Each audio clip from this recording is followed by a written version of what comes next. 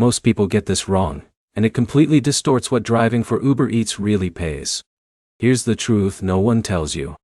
Earnings on Uber Eats in 2026 are not a fixed number, and anyone claiming a single average salary is ignoring the biggest factor, which is your strategy. The biggest mistake you need to avoid is assuming you earn the same every hour you're online. That is not how gig delivery works. In this video, you'll learn the real 2026 earnings range, what actually affects your income, and how drivers consistently push their earnings higher. Let's start with the real numbers. Most Uber Eats drivers in 2026 earn anywhere from modest part-time income to solid full-time earnings depending on location and timing. But here's where it gets interesting. Two drivers in the same city can earn completely different amounts just based on when they work and which orders they accept. A driver like Alex working during peak lunch and dinner hours in a busy city can see steady back-to-back orders. That can lead to strong hourly earnings. Meanwhile, a driver working random midday hours in a quiet area may spend more time waiting than delivering. So what actually determines your pay? First is order demand. More orders mean more opportunities. Second is distance. Short, high-density deliveries usually increase hourly efficiency. Third is tips, which can sometimes exceed base pay. And fourth, the most ignored factor, is order selection. But here's the problem. Many new drivers accept every order without thinking about time versus payout. That leads to low effective hourly earnings even if total deliveries look high. Now let's break down the most realistic earning structure.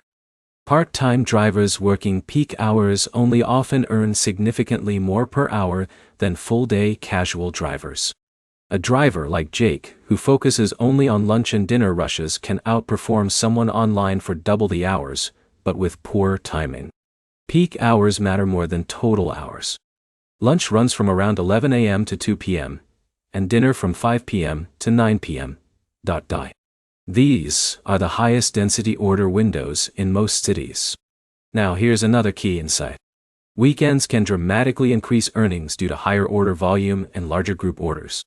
Friday through Sunday consistently outperform weekdays in most regions. Weather is another hidden multiplier. Rainy or cold days often increase demand while reducing driver availability, which can temporarily boost earnings. So what are the real 2026 numbers in simple terms? There is no fixed salary, but most consistent drivers focus on optimizing hourly performance rather than total time online. The difference between average and high earnings often comes down to strategy, not effort. To maximize income, focus on peak hours, avoid low-value long-distance orders, and position yourself in high-demand zones instead of driving randomly. To wrap it up, Uber Eats earnings in 2026 are flexible, but not random. The drivers who understand timing and selection consistently earn more without working extra hours. If this helped you understand real Uber Eats earnings, like the video, comment your city, and subscribe for more real-world delivery income breakdowns that help you earn smarter every day.